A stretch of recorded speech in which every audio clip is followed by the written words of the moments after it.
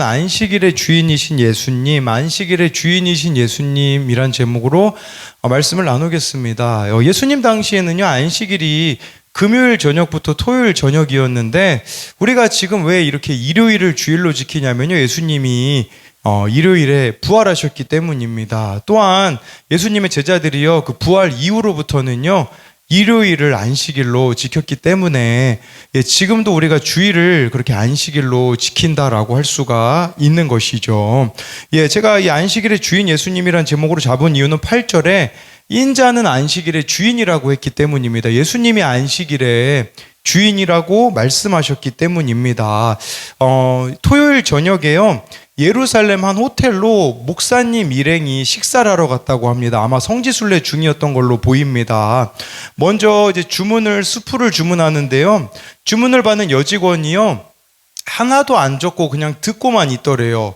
그래서 이제 목사님들이 많잖아요. 어느 목사님은 야채 스프를 주문하고, 어느 목사님은 양파 스프를 주문하고, 또 샐러드도요, 막 드레싱이 다 각자인데 하나도 안 적고 이 여직원이 다 외우고 있더랍니다. 그래서 어느 목사님이 이 여직원에게 물었어요. 아니, 당신 외우기 힘들지 않겠냐고, 메모하면 좋잖아요. 그랬더니 이 여직원이 이렇게 이야기했다고 합니다. 오늘은 안식일이라서 글씨를 못 씁니다. 지금도 유대인은요, 금요일 저녁부터 토요일 저녁을 안식일로 지키고 있거든요. 그래서 목사님이요, 그 메모장에다가요, 고기는 어떻게 익히고, 후식은 커피 몇 잔, 홍차 몇 잔, 종이에 적어주니 그제서야 여직원의 얼굴이 환해지면서 좋아했다고 합니다. 제가요, 이스라엘 성지순례를 예전에 다녀온 적이 있거든요. 아이러니한 점은 뭐냐면, 유대인들이요, 안식일 지킨다고요, 다 호텔에 갑니다. 호텔에 가면요, 이제 몇 발짝 안 걸어도 되고요, 엘리베이터도요, 안식일에는 모든 층마다 다 눌러줘서 층마다 멈춰야 돼요, 자동으로. 일을 할 수 없다고 하는데, 근데 이게 좀 아이러니하지 않습니까? 그러면 호텔에서 그들을 섬기는 사람은 안식일을 지키지 못하는 건데, 너무 좀 아이러니한다라는 생각을 좀 해보게 되었던 그런 기억이 있습니다. 뭘 여러분들에게 이야기하고자 하는 거냐면, 우리가 말씀대로 살아간다라고 하지만 이 유대인들처럼 정말 나는 안식일을 잘 지키고 있지만 누군가는 안식일을 어기게 만드는 이런 참 말도 안 맞는 이런 식으로 내가 살아가고 있지 않는가를 좀 하나님 앞에서 돌아보자라는 것이에요. 그렇다면 오늘 말씀을 통해서 우리가 어떻게 하면 참된 안식을 예수님 안에서 누릴 수 있을지를 두 가지로 살펴보겠습니다. 첫 번째로는요, 자기 애로 인하여서 안식을 못 누립니다. 우리 1절을 같이 읽어보겠습니다. 시작. 그때에 예수께서 이삭을 잘라 먹으니, 1절 말씀에요, 그때 예수님이요, 안식일에 밀밭 사이로 갔다고 말씀해 주고 있어요. 예수님의 제자들이요, 시장하여 이삭을 잘라 먹었습니다. 여러분, 여기서 시장하여라는 단어를 원어로 보니까 단순히 시장하다라는 의미가 아니라 오랫동안 먹지 못해 굶주리다라는 뜻이에요. 그런데요, 이게 그냥 배고팠다라는 의미로 우리가 볼 게 아니라 이렇게 생각할 수 있어요. 예수님하고 함께 다니지만 여전히 내가 세상에 대하여서 굶주리고 있는 게 있다라는 것이에요. 우리가 예수님만으로 만족해야 되는데 우리는 끊임없이 굶주려 합니다. 세상에 성공을 굶주려 하고요, 돈에 굶주려 하고요, 여러 가지로 굶주려 하고 있는 것들이 우리들에게 있을 수 있다라는 것을 말씀해 주고 있어요.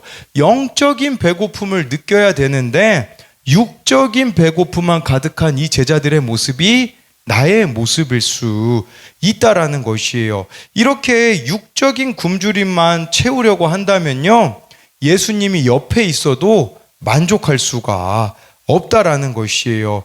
예수님만 있으면 모든 것으로부터 만족해야 되는데 매사에 쉼이 없고 남들에게 보이기 위한 쓸데없는 수고가 너무나도 많다라는 것이에요.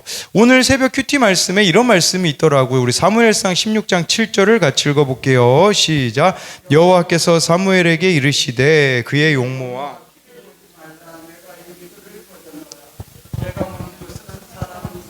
아니 사람은 외모를 보거니와 나 여호와는 중심을 보느니라 하시더라. 여러분, 사람은요 외모를 본대요. 여기 하나님은 중심을 보신다라고 말씀해 주고 있는데, 근데 여기 외모라는 것은요 사람이 볼 수 있는, 이게 눈에 들어온다, 눈에 들어오는 대로 본다라는 의미가 있거든요. 그렇기 때문에 외모는 사람이 볼 수 있는, 즉 판단하고 평가할 수 있는 특징들을 가리키는 것이라고 볼 수가 있는 거예요. 우리가 여전히 예수님을 믿지만 이 외모에 끌리고 있지 않는가를 봐야 된다라는 거예요. 제가 토요일 날 우리 예찬이 한결이 데리고 예찬이 친구를 이제 전도하려고 놀아주러 갔잖아요. 예찬이가 뭐라고 얘기한 줄 아세요? 봉고차 타고 간다니까요. 승용차로 갈 수 없네요. 봉고차가 부끄럽나 봐요. 그래가지고 승용차로 가자는 걸. 그래서 왜 그러니? 그랬더니 너무 넓잖아. 말도 안 되는 핑계를 저에게 댔어요. 어제는 이제 어디를 가는데 이제 할아버지한테 그렇게 얘기하더라고요. 할아버지, 차 좀 바꾸세요. 할아버지 차 아산시에 돌아다니는 걸 제가 못 봤어요. 이제 이러더라고요. 그러니까 눈에 보여지는 걸 가지고서는 이렇게 부끄러워하는 이런 모습들이 나와 있는 거겠죠. 그런데 여러분, 하나님은요 중심을 보신다고 말씀해 주고 있어요. 하나님은 여러분들의 마음이 어떠한지를 보고 있는 거예요. 더 쉽게 말씀드리면 하나님은 여러분들의 영적 상태를 보신다라는 뜻이에요. 내가 얼마나 영적으로 민감한가, 얼마나 주님과 친밀함 가운데 있는가, 이걸 보고 계시는데, 우리는 자꾸 이 예수님의 제자들과 같이 외모만 보는, 세상적인 것들만 바라보고 있는 모습이, 거기에만 굶주려 하고 있는 모습이 있지 않느냐라는 것이죠. 제가 최근에 말씀 양육을 시작한 청년이 있어요. 그 청년이 양육 숙제를 이제 해왔는데 그 내용에 이런 내용이 적혀 있더라고요. 저 또한 하나님을 잘 믿다가 연애를 통해 그동안 느끼지 못했던 엄마의 사랑, 가족의 사랑과 같은 비슷한 느낌을 느껴서 교회에서는 하나님을 믿고 거룩한 척하면서도 교회 밖에서는 세상 사람들과 다를 바 없는 음란한 연애를 한 것이 화근이 되어 교회에서 쫓겨났지만 저는 이해할 수도 없고, 교회에서 헌신했던 시간들을 아까워하며 욕을 하며 다녔던 그때 새로운 교회를 만나고 선교단체에 헌신하면서 여전히 날 버린 교회와 목사님을 미워하고 원망하였습니다.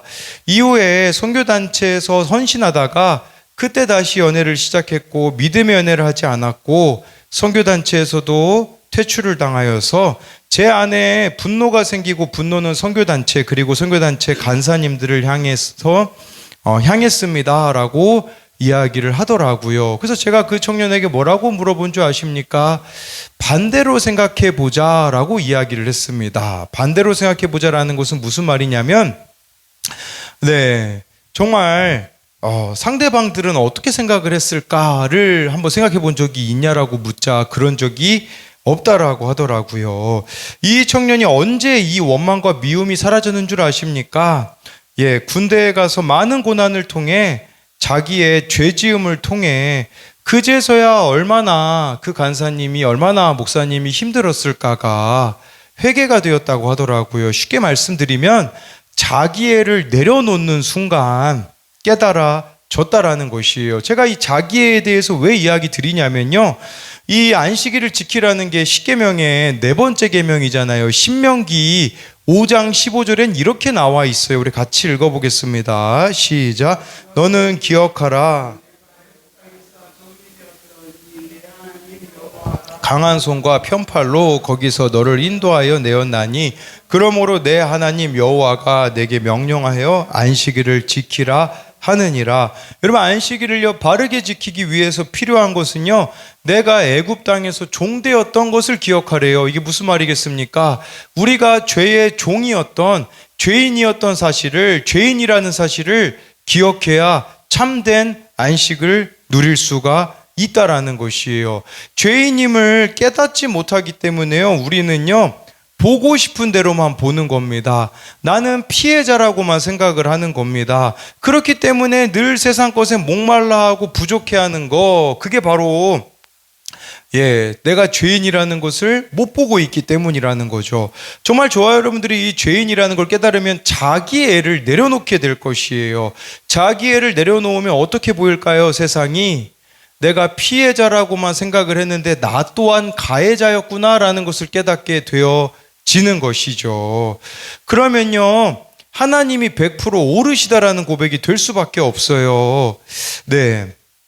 지금 이 제자들이 자기가 죄인임을 깨닫지 못하기 때문에 여전히 예수님 옆에 있지만 자신의 육신의 정욕을 내려놓지 못하고 있는 것과 마찬가지라고 할 수가 있어요. 어제 우리들 교회 양육교사를 봤는데 양육교사를 인도해 주시던 권사님이요, 어느 집사님이요, 질문이 있다고 하시더라고요. 그게 무슨 질문이었었냐면요, 자녀가 놀다가요, 지금 초등학교 3학년인데 어느 아이와 다툼이 있었대요. 근데 뭐 때린 게 아니래요. 근데 어떤 말을 했는데 그 말 때문에 이제 그 상대방이 상처를 받았다고, 예, 그 학교 폭력 같은 것도 열려가지고 오후 2시에 이제 가서 상대방 부모에게 또 그 아이에게 미안하다라고 말해야 된다고 하더라고요.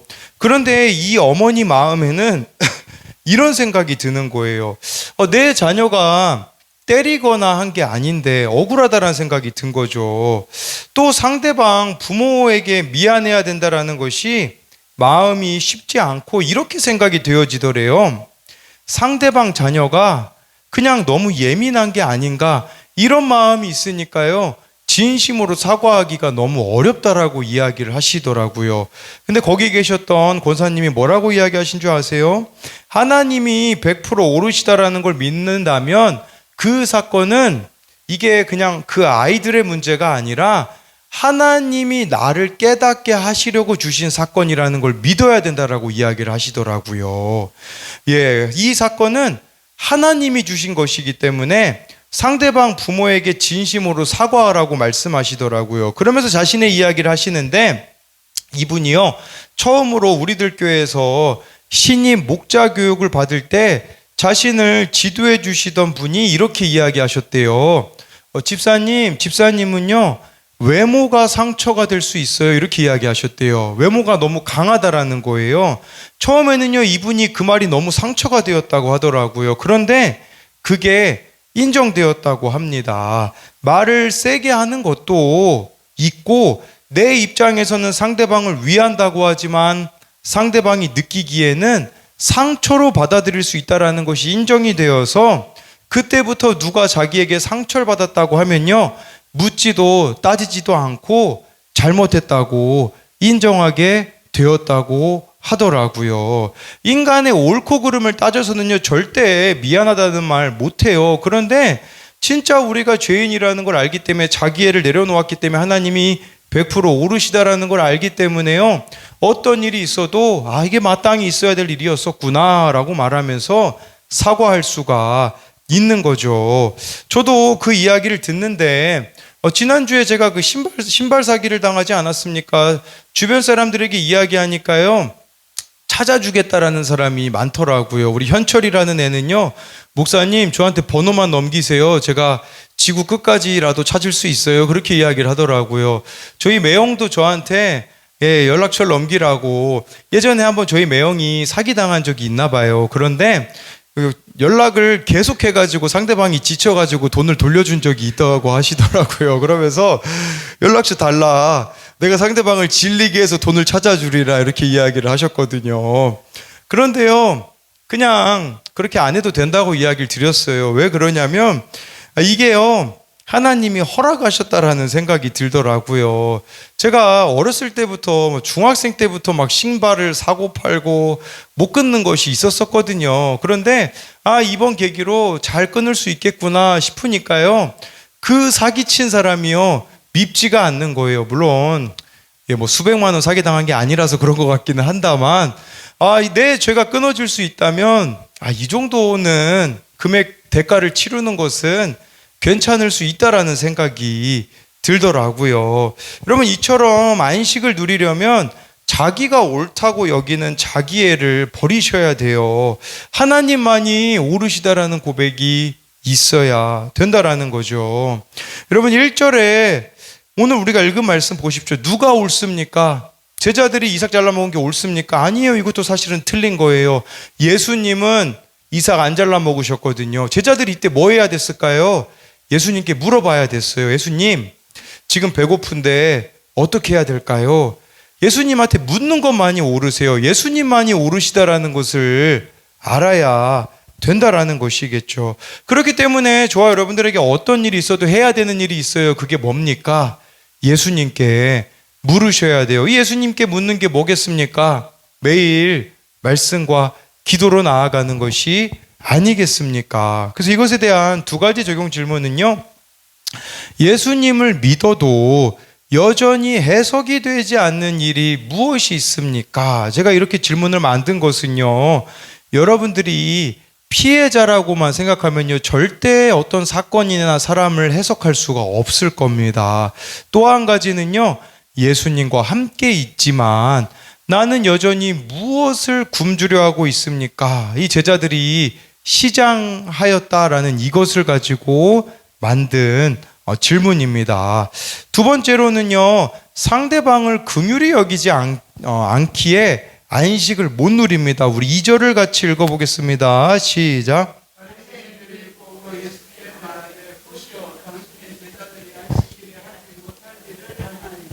네, 이 말씀에 보니까요, 바리새인들이 제자들이 시장하여 이삭을 잘라 먹는 모습을 보고서는 예수님께 당신의 제자들이 안식일에 하지 못할 일을 한다고 말을 해주고 있습니다. 여기서요, 우리가 먼저 봐야 되는 건 바리새인들이 보고라는 말이에요. 우연히 제자들이 그거 이삭을 먹는 걸 봤을까요? 아닙니다. 우연히 본 게 아니라 어떻게 해서든지 예수님과 제자들의 흠을 잡으려고 벼르고 있다가 본 거예요. 그러니까 바리새인들의 이 의도를 보라는 거죠. 바리새인들은요, 악한 의도를 가지고 제자들의 약점, 예수님의 약점을 잡으려고 했던 것이에요. 여러분, 우리도 바리새인일 때요, 다른 사람들의 뭐만 찾아낼까요? 약점만 찾아낼 겁니다. 그리고 다른 사람의 약점만 보일 거예요. 그럼 내 영적 상태가 지금 바리새인이라는 걸 아셔야 돼요. 예수님은 약점 보이는 사람은 어떻게 하셨죠? 여러분, 요한복음에요, 간음하다가 현장에 잡힌 사람이 있어요. 예수님이요, 갑자기 바닥에다가 글씨 쓰시면서요, 땅 바라보시면서 뭐라고 한 줄 아세요? 너희들 중에 죄 없는 자가 돌로 치라고 하셨거든요. 예수님은 왜 땅을 보셨을까요? 여러분, 많은 학자들이요, 막 그런 거에 관심 많아요. 이 땅바닥에다 예수님이 무슨 글씨 쓰셨을까? 뭐 어떤 사람은 뭐 십계명을 썼을 거다. 여러분, 예수님 뭐 어떤 글씨 썼느냐가 중요한 게 아니에요. 왜 땅바닥을 바라보신 줄 아세요? 간음하다가 잡혀온 여자는 거의 나체였을 거예요. 안 쳐다보신 거예요, 예수님이요. 예수님이 그녀를 쳐다보고 이야기했다면 그녀는 엄청난 수치심을 느꼈을 거거든요. 뭘 이야기하고자 하는 거냐면 약점을 안 보셨다라는 거예요. 약점을 덮어주셨다라는 것이죠. 저와 여러분들의 바리새인이 되면요, 정말 상대방의 약점만 보여서 마음에 안 드는 것만 보여서 이렇게 예수님께 하소연할 때가 너무나 많을 거예요. 왜 나에게 이런 사람 붙여주세요, 예수님? 라고 원망할 수가 있는 것이겠죠. 근데 예수님이 우리에게 원하시는 것은 7절에 나와 있습니다. 우리 같이 읽어보겠습니다. 시작. 나는 자비를 원하고 제사를 무죄한 자를 정죄하지 아니하였으리라. 예수님은요, 자비를 원했다고 말씀해 주고 있습니다. 자비를 원했다라는 것은요, 이것은 정말 자비를 이 바리새인들이 알았더라면요, 예수님 제자들을 보고서 무슨 생각을 했을까요? 아, 저 사람들이 진짜 예수님 따라다니면서 오랫동안 굶주렸기 때문에 저렇게 저것을 먹는구나. 그냥 상대방의 입장에서 이해했을 거란 말이죠. 그런데 바리새인들에게는 그런 게 없어요. 그냥 내 입장밖에 없는 것입니다. 내 입장에서만 생각을 하니까 여러분, 상대방이 그렇게 밉고 싫은 거라고 할 수가 있는 것이에요. 여러분, 근데 예수님이 자비를 원하신다라는 것은요, 이런 의미예요. 나는 내가 그 사람의 입장으로 내려가기를 원한다. 이걸 원하시는 거예요. 저는 이게 정말 안 되었던 사람이거든요.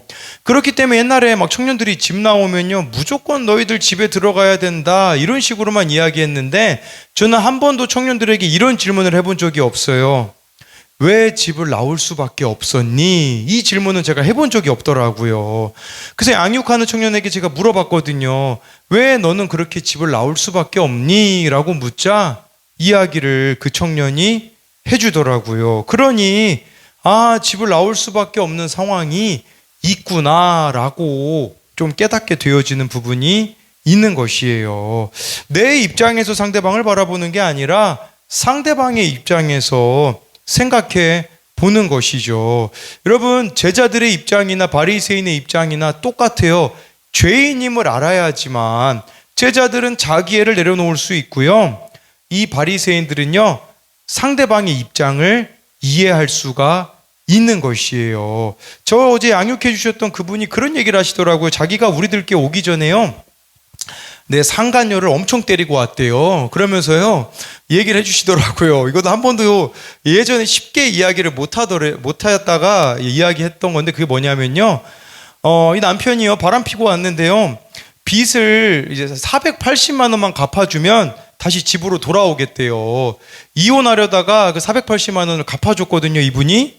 알고 보니까요, 상간녀 오피스텔 얻어주는 돈이었다고 하더라고요. 근데 이 상간녀가요, 뭐라고 문자를 보냈냐, 이분에게요, 이렇게 문자 보냈대요. 내 딸들 길거리에 함부로 돌아다니지 말라고 전하라고, 큰일 낼 거라고. 너무 화가 나가지고 지금 자기 남편이 상간녀에게 480만 원 갖다 준 것도 화나는데, 그 상간녀가요, 그렇게 하니까 이분이 너무 화가 나가지고 오피스텔을 찾아갔다고 하더라고요. 문을 열어주겠습니까? 안 열어주죠. 근데 그 상간녀가요, 막 문은 못 열어주고 욕을 그렇게 하더래요. 이분이 어떻게 했을까요? 거기 돗자리 피고 1박 2일 동안 누워 있었다고 하더라고요. 오피스텔 앞에서 1박 2일 누워 있는데, 그때는 부끄러운 줄도 몰랐대요. 막 동생도 부르고 가족도 불러서 아무튼 같이 있었는데, 막 지나가는 이제 아침이 되니까요, 오피스텔에 있던 그 다른 사람들이요, 막 요구르트도 갖다 주고 먹을 것도 갖다 주더래요. 이게 다 사정을 아는 거죠. 이게 너무. 그러다가 드디어 문이 열려요. 이삿짐 들어오는 날이었거든요. 막 문이 열리니까 들어가자마자, 그 남편은 밑에 층에서 막 집에 가자 막 그러고 있고, 가가지고요, 그 상간녀 머리채를 이렇게 패대기를 쳐가지고 다음날 이렇게 손이 멍이 들었다고 하더라고요. 그렇게 상간녀를 때리고, 동생은 자기 남편을 뒤돌려차기를 해가지고 남편이 그렇게 막 쓰러지고 이제 수치를 당하는 그런 일이, 줬던 일들이 있다고 하더라고요. 그런데 예수님을 이분이 믿고 나니까요, 그게 너무 부끄러워지는 거예요. 이게 어떻게 보였는 줄 아세요? 남동생이 끝까지 예수를 잘 안 믿더래요. 왜 안 믿는가 보니까 그때 오피스텔 데리고 간 것 때문에, 내 동생이 실족했구나. 그래서 이분이 어떻게 한 줄 아세요? 자기 남동생한테 무릎 꿇고서는, 그때 누나가 잘못했어. 남편이 바람 폈지만 그 바람으로 인하여서 이분이 예수를 믿게 되었거든요.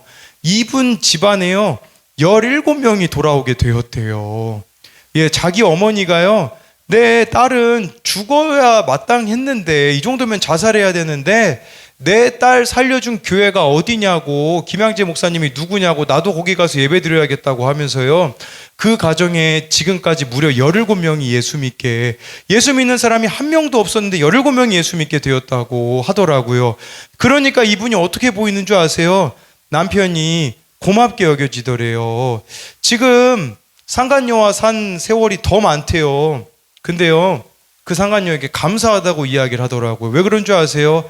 이 상간녀가 없었다면 자기 남편은 자살했을 거라고 이야기를 하더라고요. 이게 여러분, 인간적인 관점에서 어떻게 가능한 일입니까? 불가능해 보이는 일이에요.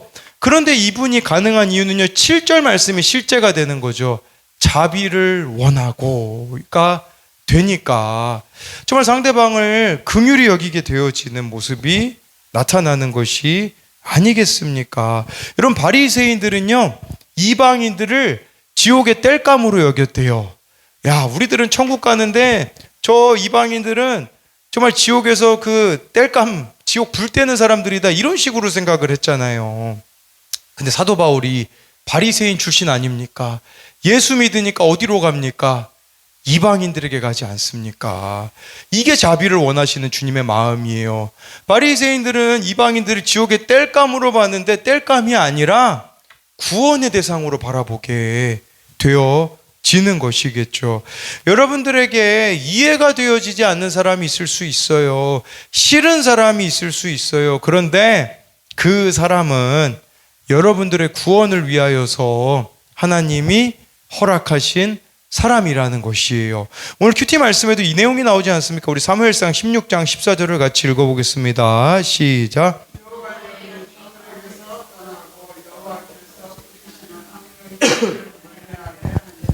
네, 여기 보니까요, 사울에게 여호와의 영 성령이 떠나니까요, 여호와께서 부리시는 악령이 그를 번뇌하게 했대요. 여러분, 이 악한 영을 누가 주었다고요? 하나님이 주셨다고 나와 있잖아요. 그런데 이 사울이 이 다윗을 10년이 넘도록 따라다니면서 죽이려고 했거든요. 그러면 여러분, 이게 어떻게 우리가 해석이 되어야 될까요? 다윗이 왕이 되는 데는요, 사울이 꼭 필요했다라는 뜻이에요. 그런데 여러분, 이 다윗이 사울에게 자비를 베풀잖아요. 2번이나 죽일 수 있는 기회가 있었지만 죽이지 않았어요. 그랬을 때 어떤 일이 벌어지게 됩니까? 이스라엘의 왕이 된 거죠. 만약에 여러분 다윗이 사울 죽였으면 어떻게 됐을까요? 사울 죽였잖아요. 베냐민 지파는 절대로 12지파에 들어오지 않았을 겁니다. 이스라엘 12지파가 하나가 될 수 없었을 겁니다. 그런데 다윗이 어떻게 했죠? 깨닫게 된 거죠. 이 사울은 내가 왕이 되는데 꼭 필요한 사람이구나라는 것을 깨닫게 되었다라는 것이겠죠. 여러분들에게도요, 우리 가정에요, 악령이 들어서 나를 괴롭히는 사람이 있을 수 있어요. 그런데 그가 바로 나와 우리 가정의 구원을 위해 꼭 필요한 사람이라는 것을 깨달아야 된다라는 것을 말씀해 주고 있는 것이에요. 김양재 목사님의 다 이유가 있습니다라는 책에 보니까요, 중1 아이가 수련회에서 이런 간증을 했다고 합니다. 저는 중학교 1학년으로 모태신앙인입니다. 저는 어릴 때 아빠가 바람이 나서 엄마와 늘 심하게 싸우곤 하셨어요. 저와 형은 방에서 울며 하나님께 제발 아빠가 엄마를 구타하게 하는 걸 멈추게 해달라고 기도한 적도 있습니다. 결혼 생활이 힘드니 아빠가 먼저 엄마에게 이혼하자고 하셨고 이혼 소송을 했습니다. 이런 결정을 하시기 훨씬 전인 제가 4살 때부터 부모님은 따로 사셨습니다. 그러다가 제가 초등학교 다니던 시절 엄마가 갑자기 우리들 교회 성전으로 저를 데리고 예배에 참석하셨습니다. 다른 교회와 달리 속마음을 이야기할 수 있어 좋았습니다. 하나님께서 우리 가정을 살리기 위해 이곳으로 인도하셨다는 생각을 합니다. 저는 부모님의 별거 이후 마음의 상처가 커져서 컴퓨터와 핸드폰 게임에 빠져 저의 힘든 현실을 잊어보려고 했습니다. 물론 아직도 게임 중독에서 벗어나지 못했지만 이것이 저의 힘든 현실을 벗어나게 해줄 수 없다는 사실만큼은 알게 되었습니다. 한때 이렇게 사는 것이 너무 힘들어 아빠를 원망했습니다. 엄마도 불쌍하긴 하지만 원인 제공을 했다고 생각해서 많이 미워했습니다. 하지만 중등부 예배와 목장을 통해 엄마와 아빠의 별거가 우리 집안과 저를 위해 꼭 있어야 할 사건이었다라는 것과 아빠가 수고하고 계시다라는 것이 이해가 되었습니다. 그러면서 예수님이 달리셨던 십자가의 의미를 알게 되었고 그 구원 사건이 믿어졌습니다. 아빠는 청년 시절 교회에서 교사로 섬겼다고 합니다. 용돈을 쪼개 가난한 아이들에게 악기를 사주며 찬양팀을 만들고 잠깐 동안 신학 공부를 했을 정도로 신앙이 좋았다고 합니다. 그런데 지금은 교회에 잘 나오지 않아 마음이 너무 아픕니다. 엄마와 아빠는 우리들 교회 오기 3년 동안 이혼 재판을 했습니다. 엄마는 담임 목사님을 통해 이혼만은 절대 안 된다라는 말씀을 듣고 가정을 지키려고 했습니다. 1차 재판 때는 변호사의 도움을 받았는데 2차 때는 돈이 없어 혼자 재판을 하셔야 했습니다. 그런데도 하나님의 도우심으로 재판에서 이겨 아빠는 엄마와 이혼할 수 없게 되었습니다. 하지만 최근 아빠가 다시 엄마에게 이혼을 요구해 오고 있습니다. 너무 오래되니 엄마가 아빠를 만나 마지막으로 우리들 교회 목장 예배와 주일 예배에 한 달만 나오라고, 그래도 마음의 변화가 없다면 이혼해 주겠다고 제안했습니다. 결국 아빠도 지난 2주간 우리들 교회에 나왔고 지금은 목장에도 나오고 있습니다. 아빠는 요즘 아주 힘든 시간을 보내고 있습니다. 작은 아빠가 술 때문에 쓰러져서 돌아가셨습니다. 아빠가 그렇게 우는 것을 처음 보았습니다. 아빠가 얼마나 마음이 아플까 하는 생각이 듭니다. 그리고 아빠가 요즘 사업이 힘든 것 같아 너무 불쌍합니다. 하나님, 이 우리 아빠를 살려주셨으면 좋겠습니다. 엄마와 아빠가 약속한 3주가 남았습니다. 시간이 없어서 초조합니다. 저는 원래 간증하지 않으려 했습니다. 그러나 제가 간증하면 하나님이 저의 마음을 혹시라도 보시고 아빠의 마음을 바꾸어 주시지 않을까? 이제라도 아빠가 예배를 회복하셔서 집으로 돌아오셔서 같이 살 수 있지 않을까 하는 소망을 가지고 이 자리에 서게 되었습니다.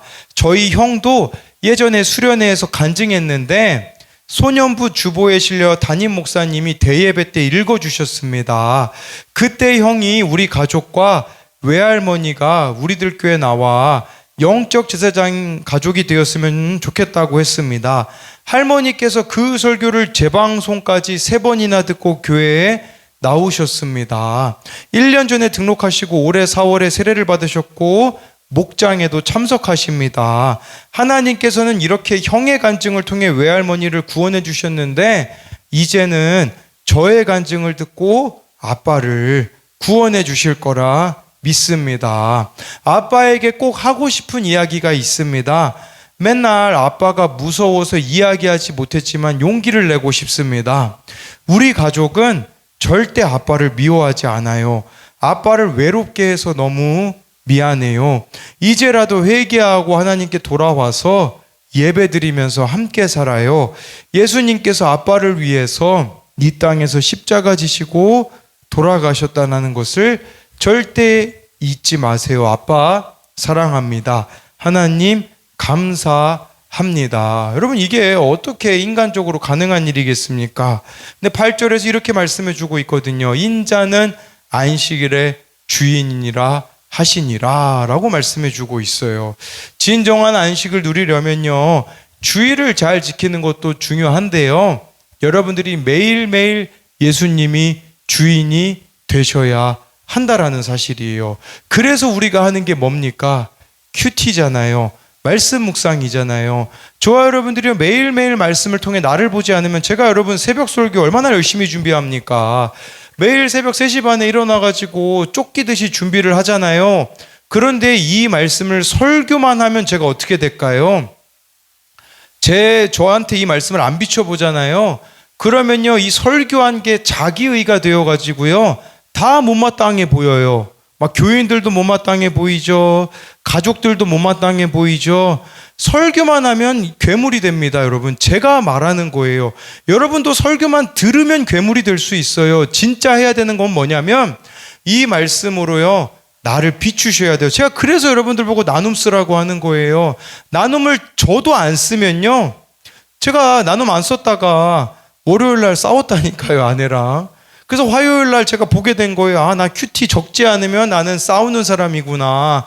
자기 의로움 때문에 아내를 정죄하는 사람이구나 라는 것을 깨달아서 회개하게 되어지더라고요. 여러분, 마찬가지로 정말 매일매일 말씀을 통해 나를 보지 않으면요, 안식을 누릴 수가 없다라는 것을 기억하셔야 되는 것이에요. 그래서 마지막으로 이것에 대한 2가지 적용 질문은, 나의 구원을 위해 하나님께서 허락하신 사람은 누구입니까? 정말 여러분들을 힘들게 하는 그 사람이 우리가 자비를 베풀어야 되는 사람이라는 그런 의미고요.